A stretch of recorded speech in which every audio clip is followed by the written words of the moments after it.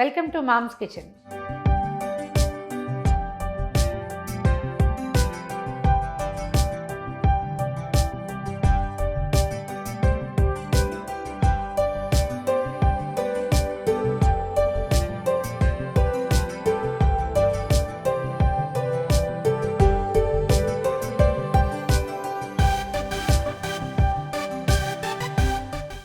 ఈరోజు ఒక పురాతన కాలపు పచ్చడి చేసుకుందామండి. అల్లం పచ్చడి రకరకాలుగా చేస్తారు. కొన్ని చోట్ల వెల్లుల్లిపాయలు వేస్తారు, కొన్ని చోట్ల ధనియాలు వేస్తారు, రకరకాల పద్ధతులు. కొన్ని చోట్ల మిరపకాయలు వేయకుండా పచ్చికారం కలుపుతారు, ఎర్రగా ఉంటుంది పచ్చడి. తాత్కాలిక పచ్చడి అట్లా కాకుండా ఒకసారి చేస్తే ఒక నెల రోజులైనా కనీసం ఉండేలాగా పచ్చడి పాడవకుండా ఉండేటట్టు. వెల్లుల్లిపాయలు లేవు, ధనియాలు లేవు, చాలా సింపుల్ ఇంగ్రీడియంట్స్, తక్కువ ఇంగ్రీడియంట్స్తో చేసుకునే వెరైటీ చూద్దాం. దీనికి ఈజీ ఏంటంటే అల్లంని పచ్చిగా చేసుకుంటామా వేయించి చేసుకుంటామా అది మాత్రం మనదే చాయిస్ అండి. పచ్చల్లం వేసి చేసుకోవచ్చు, లేదా మనం తాలింపుతో పాటు అల్లం చక్కగా కడిగేసి చిన్న చిన్న ముక్కలు చేసి కొంచెం ఆరనిచ్చి దాన్ని వేయించేస్తే వేగిన టేస్ట్ ఇంకా చాలా డిఫరెంట్గా కొత్తగా ఉంటుంది.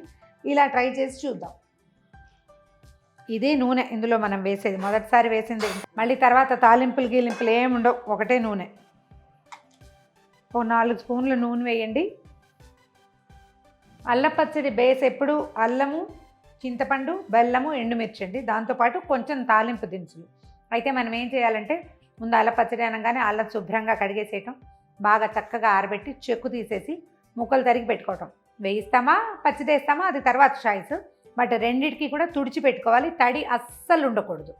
తర్వాత రెండోది చింతపండులో మరిగే నీళ్లు పోసి నానబెట్టుకోవాలి.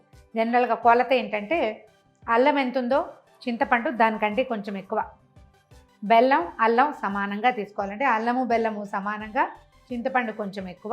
దీనికి తగినట్టుగా మన దగ్గర ఉండే మిరపకాయలు ఒక 20-25 మిరపకాయలు, అటు ఇటుగా నేను ఒక 40 గ్రామ్స్ అల్లం తీసుకున్నాను. దానికి తగినట్టుగా బెల్లము, చింతపండు కూడా. ఇవి అందాజుగా చేసేవేనండి. నేను మీకోసం గ్రాములు చెప్తా కానీ వస్తువు చూసి చేసే అలవాటు చేసేసుకున్నాను, అందుకని నాకు అలా చేస్తా కానీ జస్ట్ మీకోసం చెప్తున్నాను. ఇది లెక్క. దీనికి ఏంటంటే మెంతులు ఒక పెద్ద స్పూన్ మెంతులు. అల్లం పచ్చడికి బేస్ ఈ మెంతులే మెయిన్. చేదుగా ఉంటాయి కదా అలా భావించకండి. అల్లంలో తర్వాత చింతపండులో మనం వేసే ఎండుమిర్చిలో ఉండే చాలా రూక్ష గుణాలని ఈ మెంతులు తగ్గించేస్తాయి. దానివల్ల రుచి బాగా పెరుగుతుంది. ఇంక ఇందులో ధనియాలు, జీలకర్రలు గట్రా గిట్రా ఏమి ఉండవండి, జస్ట్ మెంతులే. మెంతులు వేగుతూ ఉండగా ఇవి నల్లబడాలి మనకి. వేగుతూ ఉండగానే ఆవాలు వేసేద్దాం. మెంతులు ఎన్ని వేసామో ఆవాలు కూడా అన్నీ వేసుకోవాలి. కొన్ని చోట్ల అండి అల్లం పచ్చడి నల్లగా ఉంటుంది, నల్లటి అల్లం పచ్చడి. కొన్ని చోట్ల ఎర్రగా ఉంటుంది. ఆ నలుపు ఎరుపు ఎలా వస్తాయంటే మిరపకాయలని బాగా మాడబెడితే ఎక్కువ రంగు రానిస్తే బ్లాక్గా వస్తుంది. చేతైన వాళ్ళ పచ్చడి అనమాట. ఎర్రగా తీసేస్తే చేతకాని వాళ్ళ పచ్చడి అనేవాళ్ళు మా చిన్నప్పుడు. ఇప్పుడు అన్ని చోట్ల ఒకే రకంగా ఉంటుంది. ఆవాలు చిట్టుపట్లాడుతుండగా మినపప్పు వేయండి. అంత ఎక్కువ అక్కర్లేదు. ఆవాలు మెంతుల కంటే మినపప్పు కొంచెం తక్కువ. ఈ పప్పు వేగుతుండగా మనం మిరపకాయలు వేసుకోవచ్చు. మినపప్పు వేగిపోయింది. ఎండుమిర్చి వేసేద్దాం. ఇవంత కారం గల కాయలు కాదండి, కొంచెం ఎక్కువే వేస్తాను. ఇంగు కూడా వేసేద్దాము. ఇలా ఎర్రగా ఉండగానే మనం అల్లం వేసి దించేస్తే పచ్చడి రెడ్గా వస్తుంది. వీటిని ఇంకొంచెం ముదురు వేపు రానిచ్చాక చేస్తే పచ్చడి నల్లగా వస్తుంది. చాయిస్ మందే, మన ఇంట్లో వాళ్ళు ఎలా ఇష్టపడతారో అట్లా చేసుకోవాలి. నేను చెప్పా కదా ముందే, పచ్చడి ఎర్రగా ఉంటే చేతకాని వాళ్ళు చేశారంటారు.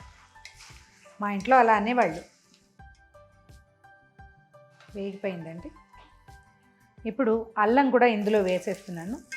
ఈ ముక్కల్ని కొంచెం చక్కగా వేగనిచ్చి దింపేసుకుందాం.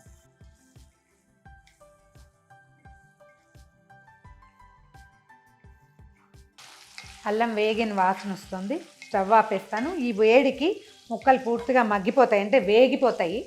చల్లారబెట్టడము. దీన్ని చింతపండు, బెల్లము, సరిపడా ఉప్పు వేసి గ్రైండ్ చేసేసుకుంటే అల్లం పచ్చడి రెడీ. బెల్లము అవి మనకు సరిపడా సరి చేసుకోవాలి, ఎంత తీగ కావాలి అనేది.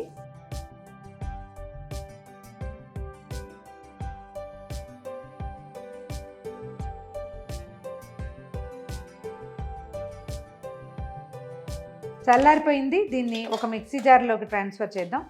ముందు ఒకసారి దీన్ని మొత్తాన్ని గ్రైండ్ చేసేసి తర్వాత ఇందులోకి మనం ముందే పెట్టుకున్నాం కదా, ఇందులోకి నానబెట్టినప్పుడు చింతపండులో మరి కాసిన నీళ్ళు పోస్తే పచ్చడి కొంచెం లూజ్గా వస్తుంది. కానీ పొరపాటును కూడా ఇందులో తడి చేయి పెట్టద్దు, చన్నీళ్ళు పోయకూడదు. పూర్తిగా వేడి నీళ్ళే, అన్ని మరిగిన నీళ్లు కనుక పోసుకుంటే, ఇప్పుడు కూడా మనం పచ్చడి చేయాలంటే కొంచెం మరుగు నీళ్ళే పోసుకోవాలి. వేడి నీళ్ళు పోస్తే పచ్చడి పాడు కాకుండా ఉంటుంది. నెల రోజులు ఈజీగా నిల్వ ఉంటుంది. ఫ్రిడ్జ్లో పెట్టాల్సిన పనే లేదు. మనం సరిగ్గా చేస్తే నెల రోజులు నిల్వ ఉండక్కర్లేదు. వారం తిరిగే సరిగ్గా అయిపోతుంది, మళ్ళీ చేసుకోవాల్సి వస్తుంది. చక్కగా దోశల్లో, ఇడ్లీలో, దెబ్బరొట్టెలో, అన్నంలో, తర్వాత ఏమో పొంగల్లో, అన్నిట్లలో వేసుకుని నలుచుకుని తినేసేయచ్చు. మూతపెట్టి గ్రైండ్ చేద్దాం.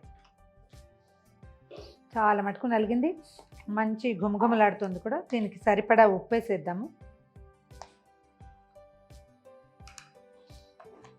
తర్వాత చింతపండు వేసేసి గ్రైండ్ చేద్దాం. చింతపండులో ఏంటంటే మనం ఏసలు లేకుండా, ఒక్క పుల్లగడ లేకుండా చేసుకోవాలి. ఒకసారి గ్రైండ్ చేయటం, బెల్లం కూడా వేసేసేయచ్చు. మొత్తం కలిపి గ్రైండ్ చేద్దాం. చూద్దాం మన పచ్చడి ఎలా ఉందో. బ్రహ్మాండంగా ఉంది. మనకి ఇంకొంచెం లూజ్గా కావాలంటే కాసిన హాట్ వాటర్ పోయటం, పచ్చడి గ్రైండ్ చేసేసుకోవటం. దీన్ని చక్కగా లేహ్యంలాగా చేసేసుకోవాలి. ఏంటంటే ఇది దోశల్లోకి, మొదట అన్నంలోకి మెయిన్, తర్వాత గారెలు, దోశలు, దిబ్బరొట్టెలు, తర్వాత ఏదైనా పులగం కానీ లేకపోతే పొంగల్ కానీ, పప్పు పొంగల్ చేసుకుంటాం కదా, కట్టె పొంగల్, దాంట్లోకి నలుచుకోవడానికి చాలా బాగుంటుంది. అల్లం వాసన వస్తోంది బ్రహ్మాండంగా. ఇగోండి మన కమ్మగా గుమగుమలాడుతుంది అల్ల పచ్చడి. ట్రై చేసి చూడండి. ఇదొక విధానం అయితే కనుక. ఆల్రెడీ మీకు తెలిసుంటే ఇందులో ఏమైనా చిన్న చిన్న అమెండ్మెంట్స్ ఉంటే మాకు కూడా తెలియజేయండి. ఈ వీడియో కనుక మీకు నచ్చినట్లయితే లైక్ చేయండి, షేర్ చేయండి. మరిన్ని ఇంట్రెస్టింగ్ కుకింగ్ వీడియోస్ కోసం సుమన్ టీవీ మామ్స్ కిచెన్ని సబ్స్క్రైబ్ చేసుకోండి.